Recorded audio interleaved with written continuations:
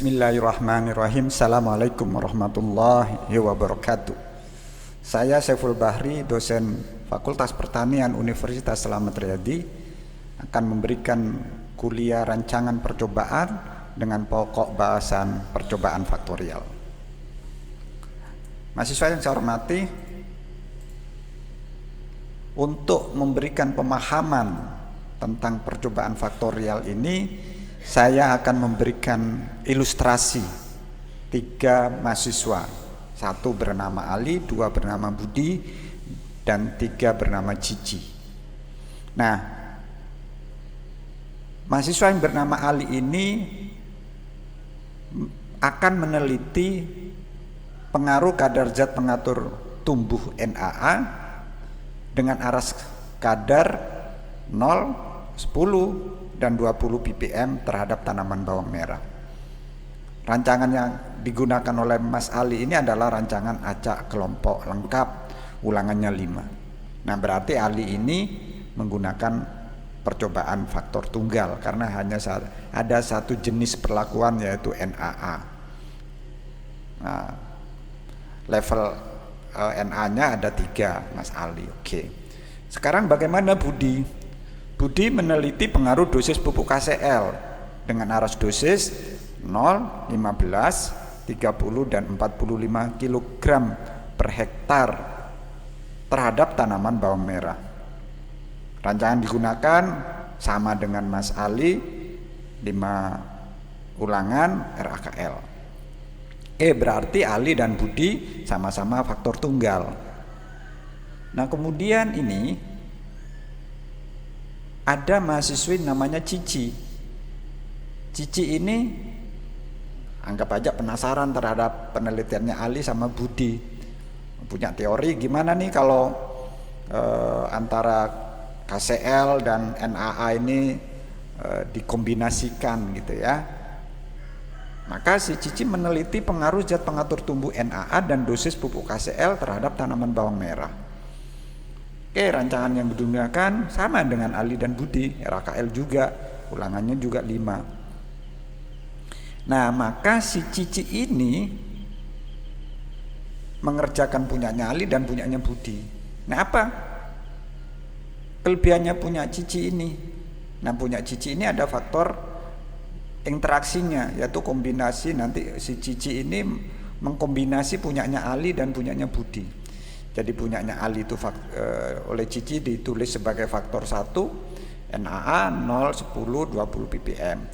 Faktor yang kedua punyanya Budi ini KCl ya. Gitu. Nah, kemudian ada kombinasinya gitu ya. Ilustrasinya seperti ini, dikombinasikan Ali dan Budi. Jadi 3 kali 4 berarti 12. Jadi ada N0K0, N0K1, N0K2, N0K3. Ada N1K0, N1K1, N1K2, N1K3. Kemudian ada N2K0. Ini salah ini. Biar tahu ini kesalahannya ini ya. Mestinya ini N0, N2K0, N2K1, N2K2 dan N2K3. Ya, ini salah. Oke. Jadi ada 12 punyanya si Cici ini. Inilah si Cici, berarti percobaannya disebut dengan percobaan faktorial karena jenis perlakuan yang diterapkan oleh Cici ini ada dua gitu. Jadi ilustrasinya Cici ini menggabung punyanya Ali dan punyanya Budi. Dikerjakan dalam waktu yang bersamaan dan pada lahan yang sama tentunya ya. Oke. Baik. Berikutnya ya, bagaimana hubungannya dengan rancangan lingkungan RAL dan RAKL ya. Percobaan faktorial ini tidak tergantung dari rancangan lingkungannya. Perhatikan ya. Kalau RAL kan hanya ada perlakuan galat dan total. Kalau RAKL ada satu, ada blok ya.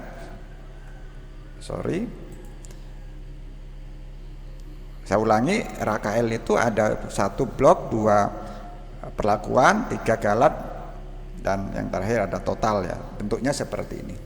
Nah, percobaan faktorial ini hanya fokus pada perlakuannya ya. Perlakuannya itu diurai menjadi 3. Ada N faktor 1, ada K faktor kedua, dan ada interaksi antara faktor 1 dan faktor kedua. Jadi interaksi di sini ya. Ini sama, ini yang warna hijau ini sama.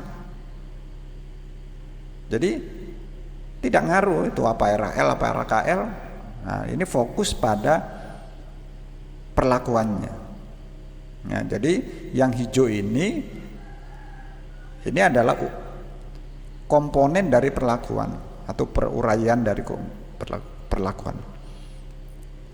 Jadi F hitung atau probabilitas perlakuan tidak perlu lagi dicari ya, atau tidak dibahas. Kalau dibahas berarti faktor tunggal kan gitu.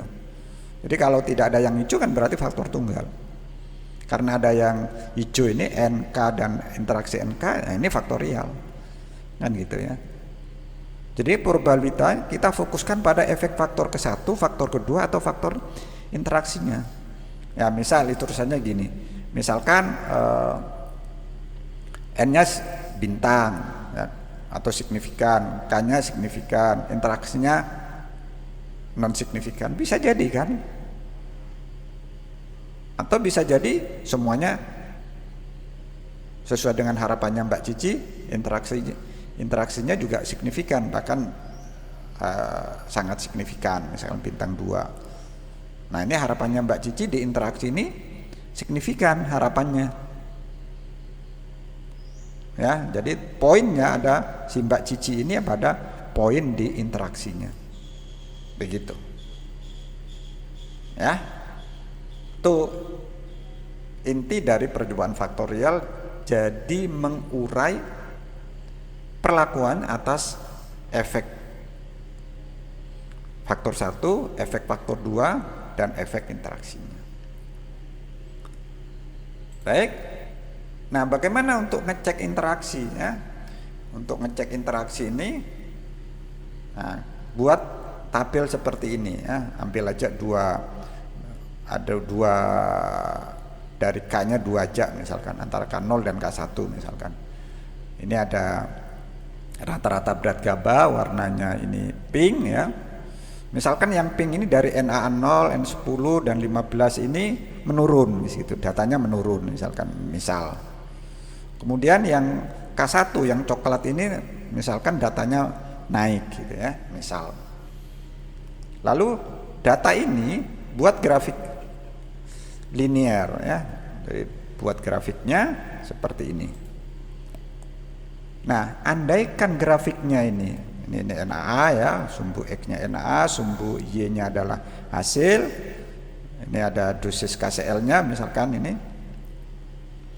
Ada yang ungu dan ada yang pink.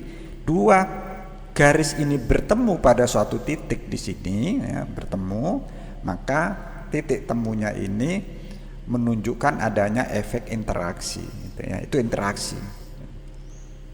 Jadi satu naik, satu turun, itu pasti ketemu dari suatu titik itu ya.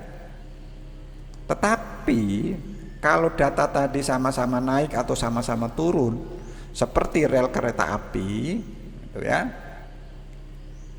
Rel kereta api itu rel yang kiri dan yang kanan, merah yang sama hijau ini tidak akan pernah ketemu.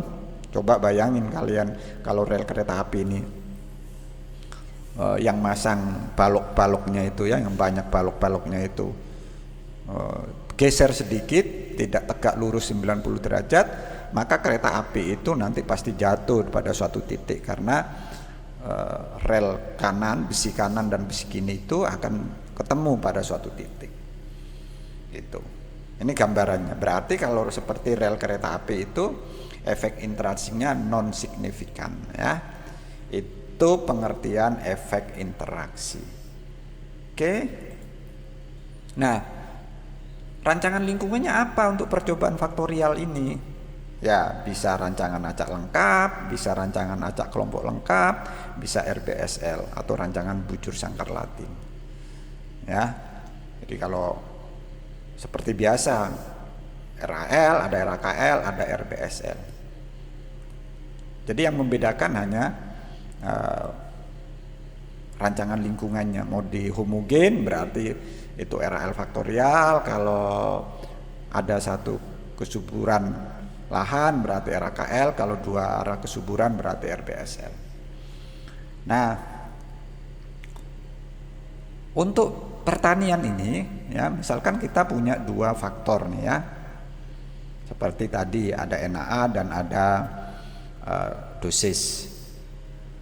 Kalau si peneliti ini nanti lebih menekankan pada salah satu faktor, misalkan pada faktor KCL-nya, misalkan akan lebih diutamakan, maka ada dua rancangan percobaan faktorial ya. Rancangan lingkungannya dikenal dengan split plot dan strip plot gitu. Jadi dalam percobaan faktorial itu dikenal juga split plot, desain, dan strip plot. Untuk split plot itu faktor yang utama, faktor yang tidak dipentingkan ya, itu bisa diacak secara RAL atau diacak secara RAKL. Nanti lebih dijelaskan tentang split plot. Jadi split plot itu dua faktor. Salah satu faktornya itu ada peta utama, berarti tidak dipentingkan. Ada peta sub peta, berarti yang itu dipentingkan. Jadi yang peta besar itu justru tidak dipentingkan, istilahnya tidak menjadi prioritas penelitian. Itu disebut dengan peta utama. Nah, peta utamanya itu dirancang sesuai dengan acak lengkap atau rancangan acak kelompok lengkap. Jadi ada split plot RAL atau split plot RAKL. Oke, itu percobaan faktorial. Terima kasih, semoga bermanfaat.